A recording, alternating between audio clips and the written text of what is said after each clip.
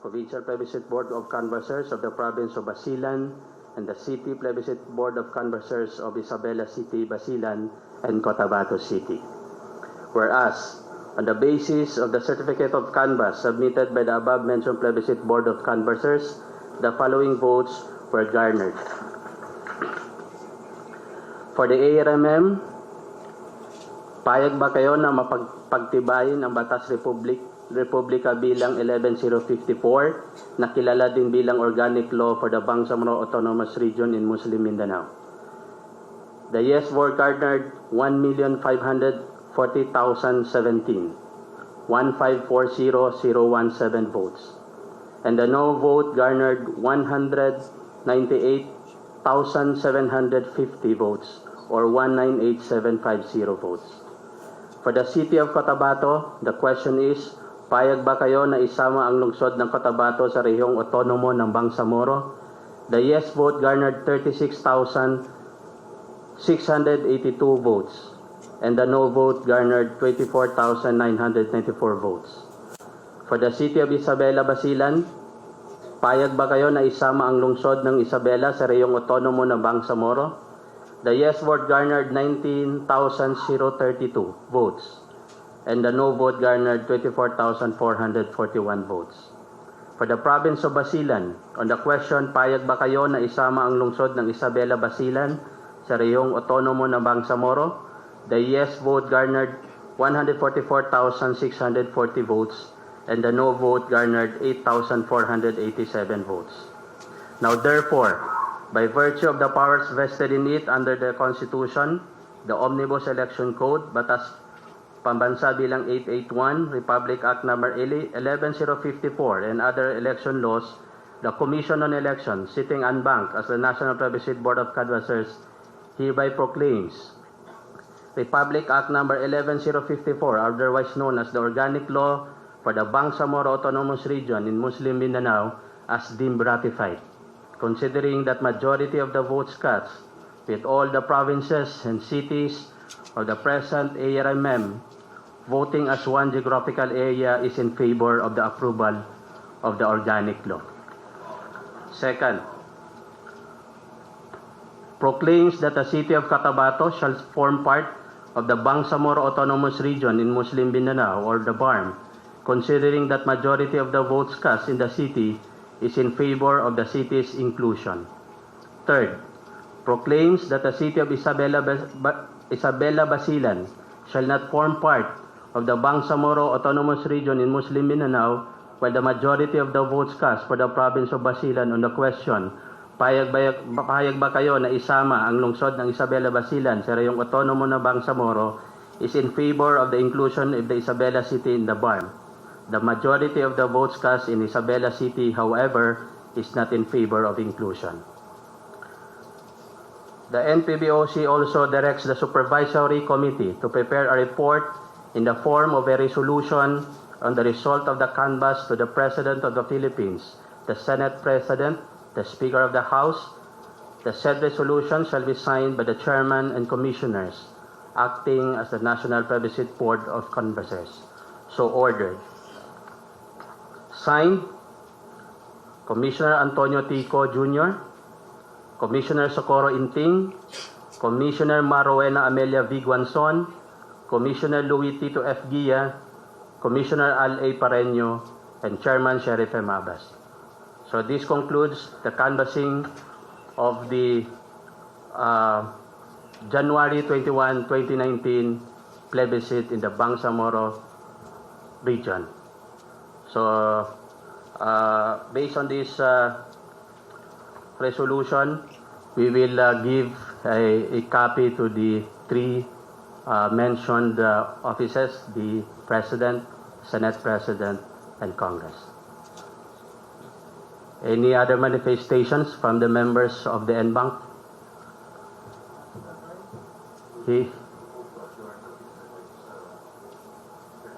Okay, there is a motion to adjourn till the next session.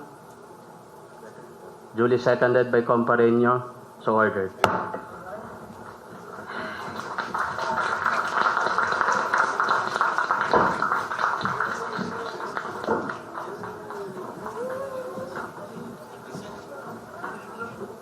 You're seeing live pictures of the Comelec and Bank. Comelec Chairman Sharif Abbas has just announced that the Bangsamoro Organic Law has just been ratified with majority of the yes votes winning in the ARMM region. Cotabato City has voted yes to be included in the Bangsamoro region, while Isabela City in Basilan voted not to be included in the new Bangsamoro region. Again, that was Comelec Chairman Sharif Abbas giving a statement that the Bangsamoro Organic Law has officially been ratified with majority of the votes, yes votes, in the ARMM. Cotabato City voted to be included in the new Bangsamoro region, but Isabela City in Basilan voted no, voted against the inclusion in the new Bangsamoro region. We have now our correspondent, Trisha Terada, on the line. Trisha, can you tell us more? Yes, Ruth, the Bangsamoro Organic Law is now officially ratified. The National Plebiscite Board of Canvassers made this announcement just a few minutes ago, and the official count actually took 2 days. It started yesterday with Cotabato City, where the National Board of Canvassers questioned the difference of the total number of no votes in its Certificate of Canvasser, COC, and Statement of Votes, or SOV. But the tabulation and audit committee clarified there are no discrepancies in the COCs of Cotabato City. So it turns out that the city plebiscite canvassers just overlooked the 2 pages, or the second page, therefore failing to indicate the grand total of the number of votes. So the sum of all no votes for Cotabato City is still placed at 24,994. So with the yes votes still higher than the no votes, Cotabato City will be officially part of the Bangsamoro Autonomous Region in Muslim Mindanao. However, Isabela City, the other city that's included in the plebiscite, will not be part of BARM because Isabela City had more number for no votes than for those who support it. Now, before the canvassing actually took place for Isabela City, there was a concern raised by a yes proponent. Now, while Isabela City does not want to be part of the Bangsamoro Autonomous Region in Muslim Mindanao, the Basilan voted to include them. But then again, the double majority requirement was not met, so they will not be part of BARB. Now, the ANBank also canvassed the ARMM last, and the results show that the COC shows that there are over 1.5 million voters who are in favor of ratifying the BOL, while more than 198,000 expressed their opposition. So that clearly shows that for these areas, the total number of yes votes would actually ratify the Bangsamoro Organic Law. Ruth? Trisha, so what's the next step? What happens? There is a scheduled plebiscite for February 6th in some other areas, right? Yes, Ruth. That's the original plan. We have yet to hear from Comelec if there will be any changes. But so far, February 6th plebiscite for the inclusion is still a go. What will happen on February 6th, just to elaborate on it, the other chartered areas, petition areas, will be voting on the inclusion on their inclusion in the Bangsamoro Autonomous Region in Muslim Mindanao. Ruth? Yeah, and Trisha, from here, does this mean that you were talking about some of the protests that was brought up for Cotabato City, but you said that the National Plebiscite Board of Canvassers has ruled that there were no discrepancies. So at this point, is there no other way for particularly Mayor Gianni has been strongly protesting the results here? There's no other way for her protest to move forward still? Well, Ruth, what Comelec was saying earlier, there's still other form of relief for those who have opposition on the content of the COCs or on the results of the elections. But so far, as far as the COCs or the authenticity of the COCs is concerned, it's all authentic. That's why the canvassing went well. So right now we have here Director James Jimenez, spokesperson of Comelec, he's giving a press briefing as of this time. He'll be reading a portion once again of the announcement of Chairman Abbas about the plebiscite. Okay, so we'll try to listen in to James Jimenez. Organic Law for the Bangsamoro Autonomous Region in Muslim Mindanao. The yes vote garnered 1,540,017 1,540,017 votes. The no vote garnered 198,750 198,750. For the city of Cotabato, payag ba kayo na isama ang lungsod ng Cotabato sa reyong autonomo ng Bangsamoro? The yes vote garnered 36,682. 36,682. The no vote garnered 24,984. 24,994. For the city of Isabela, Basilan, payag ba kayo na isama ang lungsod ng Isabela sa rehiyong autonomo ng Bangsamoro? The yes vote garnered 19,032, 19032.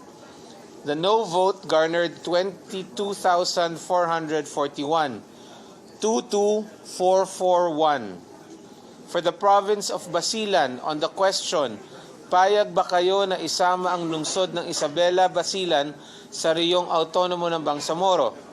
The yes vote garnered 144,640, 144,640. The no vote garnered 8,487, 8,487.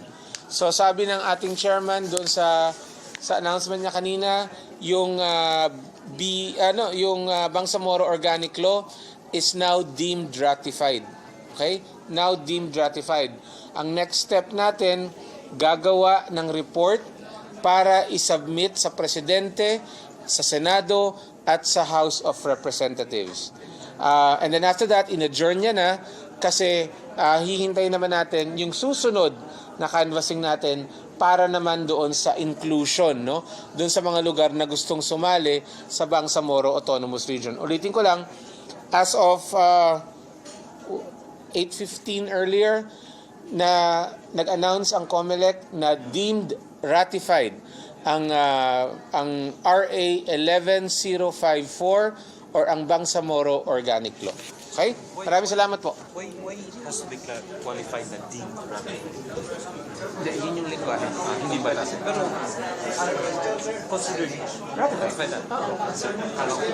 Okay, that was Comelec spokesperson James Jimenez reiterating the earlier announcement made by the National Plebiscite Board of Canvassers, National Plebiscite Board of Canvassers, that the Bangsamoro Organic Law has been deemed ratified. That was announced by Comelec Chairman Sharif Abbas.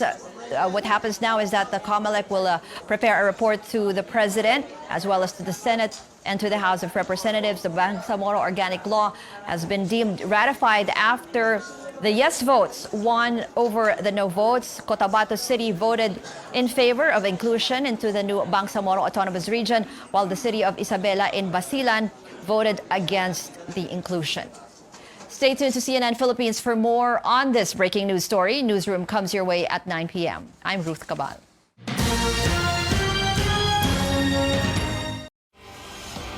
This is the newsroom on CNN Philippines. Tonight, it's official. The Bangsamoro Organic Law is deemed ratified and the creation of a new autonomous region in Mindanao begins.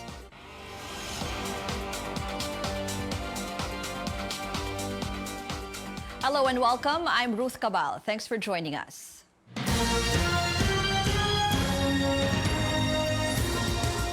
Breaking news at this hour, the Bangsamoro Organic Law has now been deemed ratified. This means the creation of the Bangsamoro region begins, replacing the current autonomous region in Muslim Mindanao. Comelec Chairman Sharif Abbas made the proclamation just half an hour ago.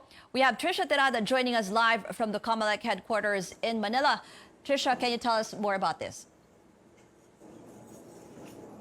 Well, Ruth, that is correct. 4 days after the plebiscite, the Comelec announces that the Bangsamoro Organic Law is now deemed ratified. The National Plebiscite Board of Canvassers made this announcement just a few minutes before we went on the air. It took some hours before they finished the official tally.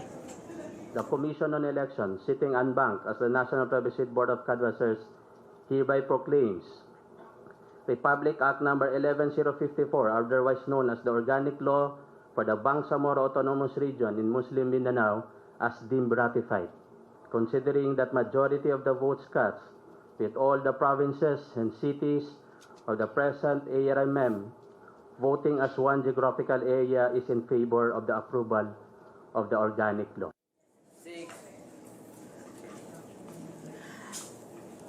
The Comelec on Bank says Cotabato City will join the Bangsamoro Autonomous Region after it garnered over 36,000 yes votes with 24,994 no votes. Isabela City will not be part of BARM after failing to achieve a double majority. Basilan voted to keep the city within the jurisdiction of the province and that happened because while Basilan voted in favor of Isabela City's inclusion in the BARM, Isabela had more no votes during the plebiscite. Now from here, Comelec will submit its report to the President, to the House of Representatives, and the Senate. The official count took 2 days. It started yesterday with votes from Cotabato City, where the National Board of Canvassers questioned the difference of the total number of no votes in its Certificate of Canvass or COC and Statement of Votes or SOV. But the Tabulation and Audit Committee clarified today that there are no discrepancies in the COCs of Cotabato City. It turns out the city plebiscite canvassers just overlooked the second page, therefore failing to indicate the grand total of the number of votes. So the sum of all no votes for Cotabato City is still placed at 24,994. As for the second issue, on the total number of voters who actually voted, the Tabulation Committee found out that there were incomplete entries pertaining to the number of actual registered voters. So Anbang says it was a formal defect. So as soon as issues with Cotabato City's COC was resolved, the national canvassers proceeded with the official count for Isabela City. But before the canvassing of votes for Isabela City actually took place, a concern was raised by a yes proponent. Are you alleging fraud? Yes, Your Honor. On what ground?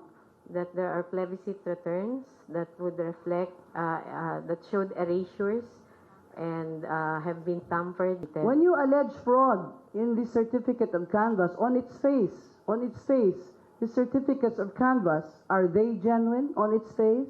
On its face, they are genuine, Your Yes, Honor. but you are alleging fraud of the contents. Yes, Your Is Honor. that a ground for stopping the canvass? Is it or it is not? It's not, Your It Honor. is not a ground. Yes, Your Honor. You know your relief. Canvassers. The on-bank canvassed ARMM last. Its COC shows over 1.5 million voters are in favor of ratifying the BOL, while more than 198,000 expressed their opposition. Ruth? Yes, Trisha. So what happens next? When will the BARM be constituted? Well, Ruth, the BARM will start to take effect as soon as the President signs the resolution and appoints members of the Bangsamoro Transition Authority. And from here, also after they send out the resolution, copies of the resolution to the House of Representatives, Senate, and to the President, the February 6th plebiscite will still push through, but that will just be about the inclusions of other petition cities or those who want to be part of the BARM. Ruth? Okay, Trisha Terada there reporting that the Bangsamoro Organic Law has officially been deemed ratified, with the majority of the yes votes winning over the no votes for inclusion into the Bangsamoro Autonomous Region. That's Cotabato City voting for inclusion and Isabela City and Basilan voting against the inclusion. We're trying to reach out to key voices on the matter, including MILF Chairman Murad Ibrahim, Presidential Spokesman Sal Panelo, and Cotabato City Mayor Gianni Sayadi. They have yet to respond.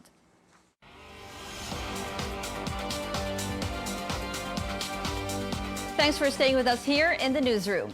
Again, our top story at this hour, the Bangsamoro Organic Law deemed ratified. The Comelec and Bank says Cotabato City will join the Bangsamoro Autonomous Region after it garnered over 36,000 yes votes against nearly 25,000 no votes. Isabela City and Basilan will not be part of the region. From here, Comelec will submit its report to President Duterte, the House of Representatives, and the Senate. In a statement, the European Union delegation congratulated the Philippine government, the Mora Islamic Liberation Front, and the Commission on Elections. It called the creation of the new Bangsamoro region a significant milestone in the history of the Philippines. The European Union has been a staunch supporter of the Mindanao peace process throughout the years. For her part, Vice President Leni Robredo says the fight for peace is not yet over and that the next steps of the creation of the Bangsamoro region must be closely watched. That's the newsroom tonight. Thanks for watching. I'm Ruth Cabal. Happy weekend.